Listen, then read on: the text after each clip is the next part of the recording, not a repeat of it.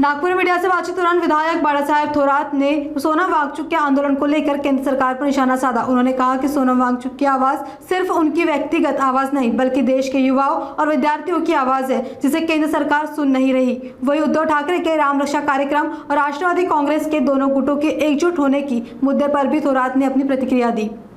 हे जे आंदोलन आहे, सन्माननीय सोनम वांगचुक हे 20 दिवस उपोषण त्यांनी केलेलं आहे आणि त्यांचा आवाज त्यांचा व्यक्तिगत नाही आहे, तो भारतातील जनतेचा आवाज आहे, युवकांचा आवाज आहे, ज्यांच्या परीक्षांमुळे हालहाल झालेल्या कुटुंबांचा आवाज आहे, त्या विद्यार्थ्यांचा आवाज आहे आणि तो आवाज केंद्र सरकारला ऐकू येत नाही।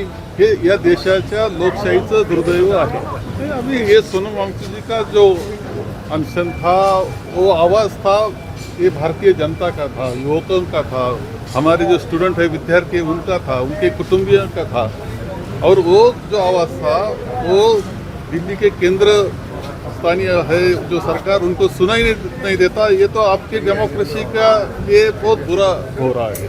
मी वेगळ्या कारणाकरता दाखल झालेलो आहे, माझं काम वेगळं असलं तर हे खरं आहे की राम मंदिरामध्ये जे घडलं, जे श्रद्धास्थान मानलं जातं सगळं, त्याचं अंतरंग कसं आहे, राम आमच्या अंतःकरणात आहे, परंतु जे रामाच्या नावाखाली मतं मागतात, राजकारण करतात, त्यांचं अंतरंग मात्र इथे समजून सगळ्या जनतेला आलेलं आहे। नाही, मला त्या बाबतीत खरं म्हणजे मी दुसऱ्या कारणाकरता आलेलो आहे, सभेकरता आलेलो आहे, मला बारकावी त्यातले माहीत नाही। आता मला असं वाटतं की आता ते पवार साहेब हे तर एक पुरोगामी विचाराचं नेतृत्व आहे, त्यामुळे ते प्रत्येक गोष्ट विचारपूर्वक निर्णय घेत असतात असं मताचा मी आहे।